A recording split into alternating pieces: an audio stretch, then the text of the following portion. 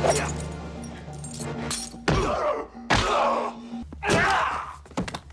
like that, Burke?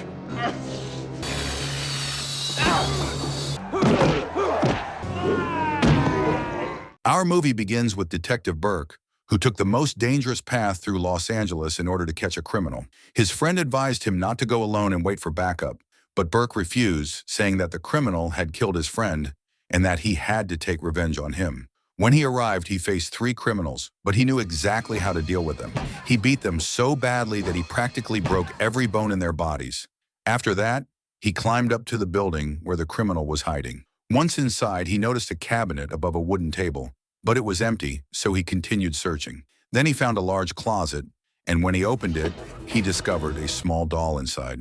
Suddenly, the criminal he had been searching for, a man named Sam, attacked him and slashed Burke with a knife, knocking him to the ground. But Burke was carrying a gun. He fired the first shot, then the second, then the third, until Sam finally died. At last, Burke had avenged his friend. 16 months later, we see Burke in Canada attending a special meeting with the Attorney General, Tom. A new lawyer named Amanda was also there, along with several other detectives. It was revealed that Burke was actually an undercover officer working for the Canadian police. One of the detectives, Kim, told Burke that Alvin, the warden of a prison in Harrison, had been murdered along with 9 inmates. Now they wanted to hold elections to appoint a new prison director. But before doing that, they needed to find out what was really happening inside the prison. Burke was offered an undercover mission. He would enter the prison as an inmate with the charge of illegal firearm possession. While inside, he would secretly investigate and uncover the truth. During his time in prison, Amanda would continue visiting him under the pretense of being his wife, and she would secretly pass information between him and the outside world. Burke then told them, "Give me some time to think about it, and I'll give you my answer." When they came out, he saw the lawyer Amanda greeting the district attorney. He learned from her that the prosecutor had taken care of her like a father and that she had graduated as a lawyer thanks to him. He asked her, "Tell me, are you really ready to take on a big case like this?" She replied, "It's not my problem if you don't want to work with a woman, but I know my abilities in law, and I'm more than capable of handling this case." Burke felt embarrassed and said, "Prepare a list of the prisoners in this prison for me." That request was basically his way of accepting the case. A few days later, the prison transport truck arrived at the detention center, and Burke was among the inmates. When they got off, Sergeant Daly welcomed them, saying, "Welcome to my world. I control your time, your food, your drinks, your sleep, and even your visits." After finishing his speech, the sergeant took them to the doctor, who discovered that Burke had an extremely rare blood type. After that, they went to an elderly prisoner named Hawkey, who distributed the towels, toothbrushes, and sleeping assignments they would need. When Burke went to his cell, he found a man named John who asked him, "Who are you, and what are you doing here?" Burke replied, "I'm the new inmate, and this is my cell." John said, "Everything here costs $500 if you want to sleep peacefully. Otherwise, you'll regret it." He tried to threaten him, but Burke immediately attacked and beat him, until John finally said, "I'm just messing with you."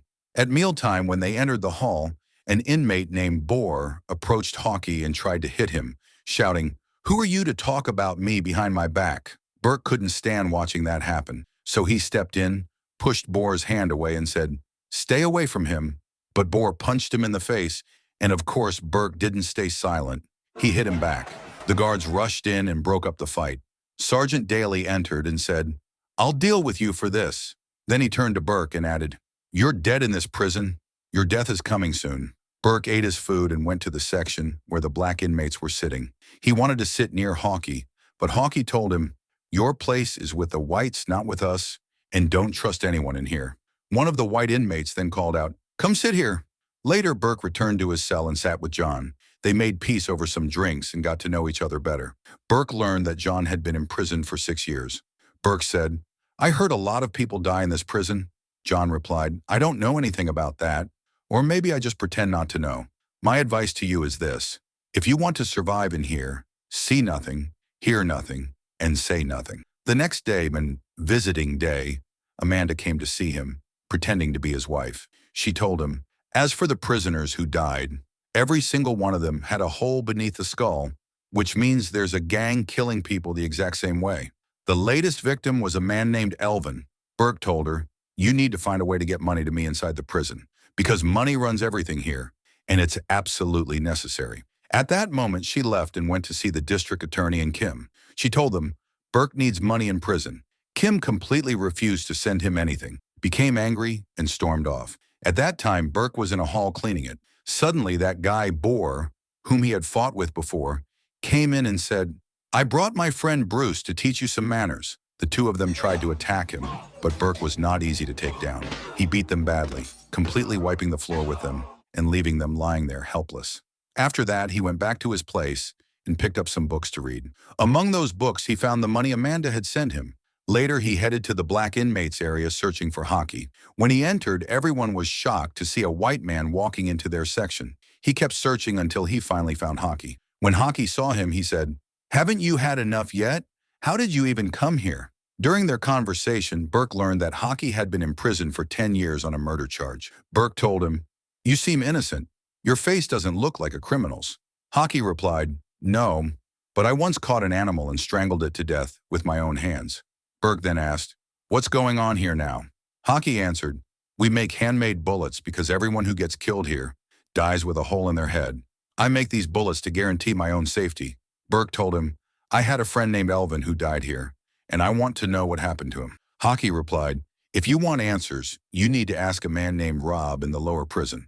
That same hour, Burke and John went down to the lower prison, a place that looked more like a luxury hotel where Rob lived like a king. Burke paid Rob money to learn who killed his friend Elvin, and Rob pointed him toward Mayo and his cellmate.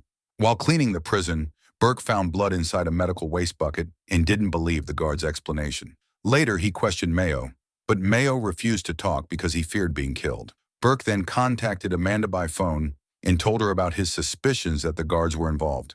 He asked her for the victim's files, but she explained that getting access to them would not be easy.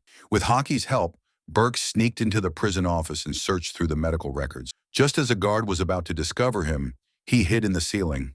A drop of blood fell from his wounded hand, but luckily the guard walked away without noticing him. During the next visit, Burke informed Amanda that all the victims were young and healthy men. He suggested using a hacker to break into the prison network on the condition that investigator Kim would know nothing about it. Amanda and the hacker successfully hacked the system and uncovered documents proving that the prison was illegally trafficking inmates' organs and blood types to a hospital. Amanda warned Burke that he might be next because his blood type was rare. Inside the prison, Mayo finally agreed to speak after receiving guarantees of protection, revealing that another inmate had also been murdered. That night, the guards stormed the cell and killed John, Burke's friend. Then they framed Burke for the murder and threw him into solitary confinement. Meanwhile, the gang killed Bruce and tortured Mayo for helping Burke. The next day, after their fellow inmate's death, the prisoners decided to cooperate with Burke. They created an explosion to distract the guards, allowing Burke and Hockey to sneak into the operating room, where they discovered a refrigerator filled with human organs. Things escalated further when a new prisoner arrived, only for Burke to discover that it was Sam, the criminal he believed he had killed in the past. Sam's gang captured Burke, tortured him, and threatened to expose his true identity as a police officer to the inmates. When the truth came out, Hockey became furious and felt betrayed by Burke. At the same time, Amanda gathered the evidence and rushed to the district attorney, confirming Burke's suspicions and revealing investigator Kim's involvement in the organ trafficking network. Amanda then used the office phone to contact the hacker for more information, but she was shocked when he revealed that the second phone number communicating with the gang belonged to the district attorney himself. The moment she realized the truth, the district attorney threatened her and cut off the call. When Amanda asked him in shock if he was involved, he answered, "This is something my wife Helen must never know." Holding Amanda at gunpoint, the district attorney confessed that he had started selling prisoners' organs with the prison doctor in order to save his sick wife. But eventually it became an extremely profitable business. When his wife Helen overheard the confession and entered the room in shock, Amanda used the opportunity to escape. At the same time, inmate Burke electrocuted an officer and used his bracelet to unlock the prison cells, freeing the prisoners. Sam's gang tried to kill Burke, but Hockey and his men saved him. During their escape, Hockey was shot and told them to leave him behind. Burke returned to confront San after San threatened to kill Hockey. A brutal fight broke out between them, and San nearly sliced Burke apart with a sharp weapon. However, Burke managed to escape, threw San out of the window, and killed him. At that very moment, Amanda arrived with the police And the movie ended with the mystery solved, the gang destroyed, and Burke surviving after completing his mission.